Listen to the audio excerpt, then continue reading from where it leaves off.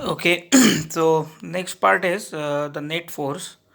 After the SI unit of the force, as we know, SI unit of the force is Newton, that is 1 kg per meter square. So net force is when we add all the forces and remaining force is called as the net force. So net force can be equals to the resultant force.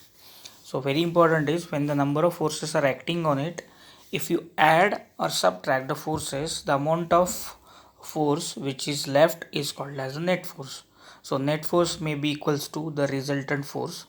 So resultant force can be represented by Fr or simply capital R. Next part is the balance forces. Balance forces means, for example, you can consider over here, if you apply the force 10 Newton from east side and the same force 10 Newton from the west side. So net force will be as it is towards the first quadrant from the east, that is positive 10, towards the west will be minus 10, as it is goes in second quadrant. So first quadrant will be plus plus, the second quadrant will be minus plus, so 10 minus 10 will be 0. So here you can consider the net force will be 0 because we are adding the forces exactly in opposite direction with the same magnitude. Unbalanced force means, again you can consider the same example, but here we are applying the force of 30 Newton, which magnitude is 30 Newton from the east side and 10 Newton from the west side. So 10 will be negative, 30 will be positive. So 30 minus 10 will be positive 10, positive 20 Newton from the east side. So from here you can consider the force is the vector quantity which is having magnitude and the direction also. So this is called as unbalanced force. Now what is important is the equilibrium. The equilibrium means if the net force acting on the object is 0, if the resultant is 0, the body will be in equilibrium position. For example, if I stands on the floor, let's say my mass is 50 kg, so but obviously I am applying the force in downward direction as my weight is in downward direction of 50 kg. At the same time the floor will apply the same force of 50 kg in opposite direction. So 50 of my weight in downward direction and 50 from the floor in opposite direction. So 50 minus 50 will be 0. So body will remain in equilibrium position. We will be in the equilibrium position and therefore the net force will be 0. 50 minus 50 is equals to 0. And therefore whenever the body is in equilibrium you can consider the resultant is 0. So here you can see F net is equals to 0 and therefore resultant will be 0. Next part is if the net force acting on the object is 0, the acceleration will be 0. As we seen the from second law, F is equals to mass into acceleration. So force is directly proportional to acceleration. But if the F net is 0, acceleration will be 0. Second important concept is if the object is either stationary. Stationary means steady state or rest position. Velocity will be 0. So V is equals to 0. And if the object is traveling at a constant velocity, velocity will be constant. For example, you can consider a car which is at rest position, so there will be no velocity, so velocity is 0. But if the car is moving at a constant speed of 60 km per hour, let's say, then the velocity will be constant. This is what this two lines indicates. Next part is mass and weight. Next part is mass and weight. Mass is the amount of matter that an object possesses. And important is mass does not change with the location. But if you consider the weight, weight is equals to mass into gravitational force, W is equals to mg, where mass is in kg, g is in Newton per meter square. So weight does changes with location. So mass, which is a matter that object possesses, and weight is a force which is measured in terms of Newton, W is equals to mg. Now you can consider the four fundamental forces of the nature. Okay, you can skip this slide number 15. Slide number 15 you can skip. Okay, if I ask you the question, is there any force which applied on the ropes or string. Yes, there will be a force when we tie a string or tie a rope, both the ends or one of the end is loaded of the rope. In that case there will be a tensile force, and that tensile force is called as tension. Important is the tension is the force acting along the rope or wire. You consider there is one rope which is fixed at point A and which is hanging, and the other end B is loaded. So string will be is in tension.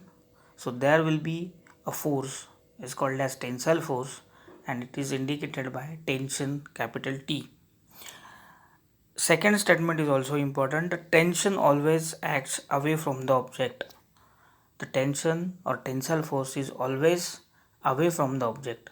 So you can consider a force acts on a wire, that is tensile force which is away from the body. Now how to represent it, how to find out the forces, we will see in the next slides.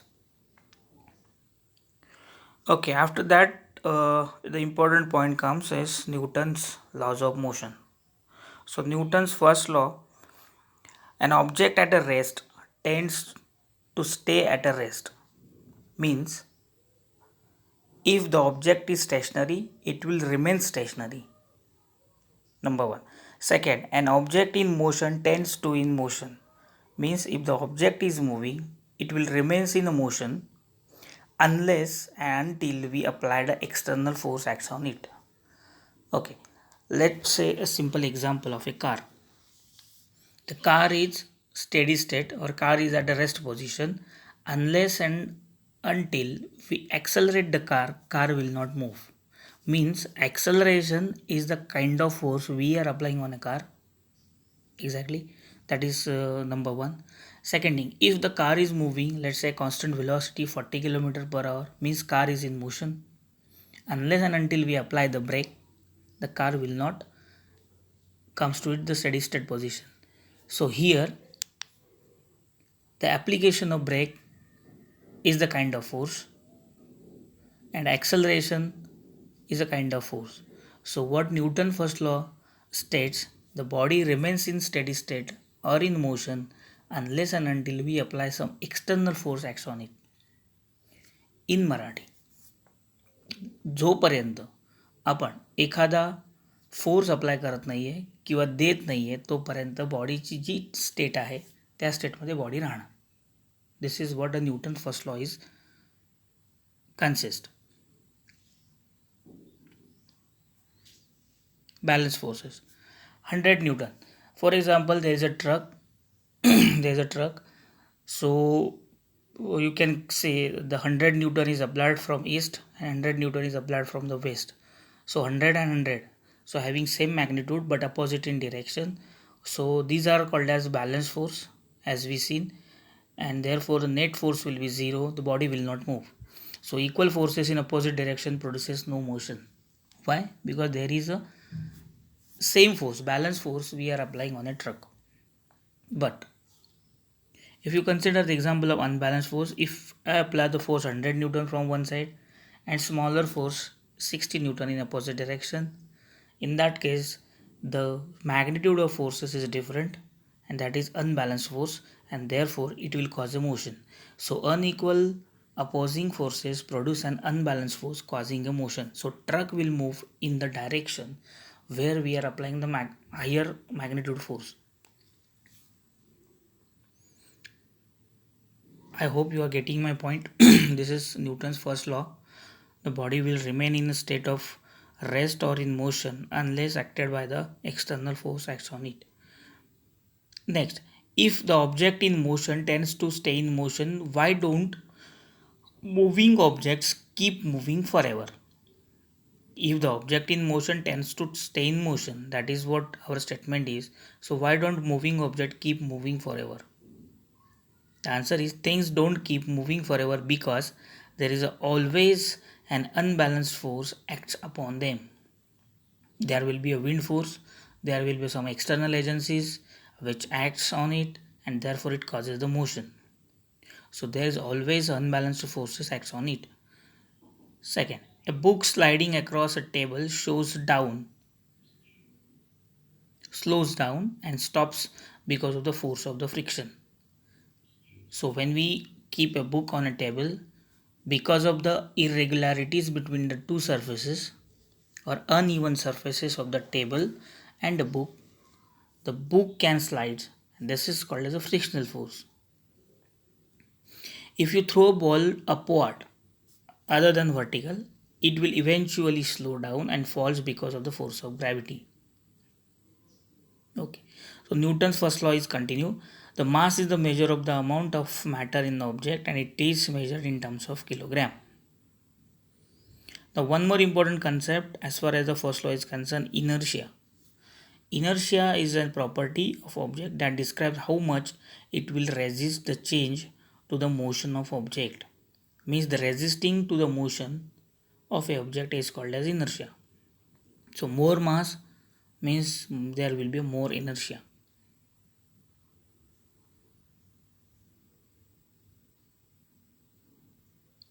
Okay, so first law, after that you can skip this 24, 25, 26 number slide and 27 number slides, 28. Directly we'll go to Newton's second law.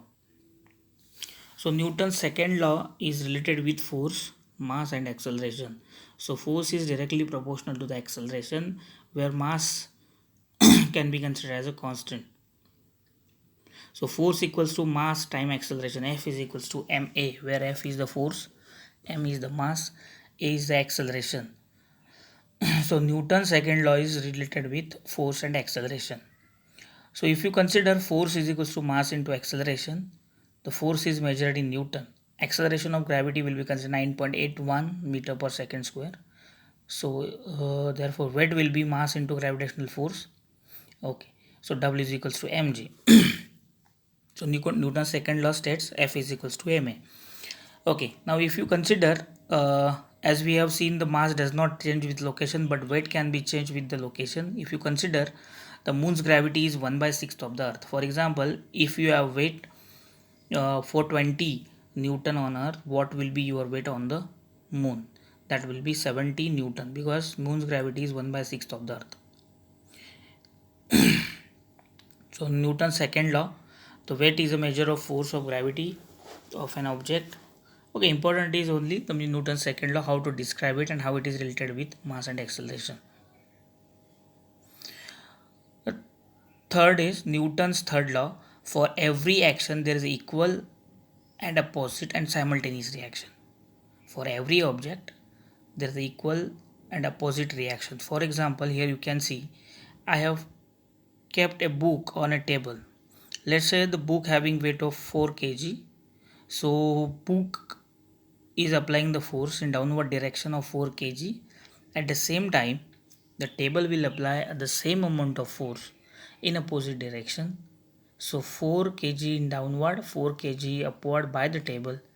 So here action is, we are keeping a book on table, but the reaction will be, there will be a force from the table in opposite direction. So book is not moving, means the body is in equilibrium, and the resultant net force is 0. 4 minus 4 will be 0. Now the other things from slide number 35 and remaining slides you can consider for your self study purpose. So these are some action and reactions related with Newton's third law. So you please go through that. Only important thing is, in this PPT, what important is, let me review something. What exactly force is?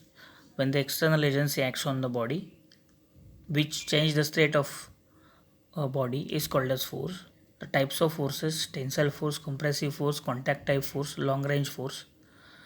Then what is the SI unit of force? How it is represented? That is 1 Newton is equals to 1 kg per meter square. And what are the different laws of motion? Newton's first law, Newton's second law, Newton's third law. Okay, so thank you so much. So today we'll stop here, In next lecture we'll see how to represent the system of forces and how to find out its resultant. This is just for your basic purpose, you please go through that, and if you have any problem you can directly message me on WhatsApp. I will clarify the things.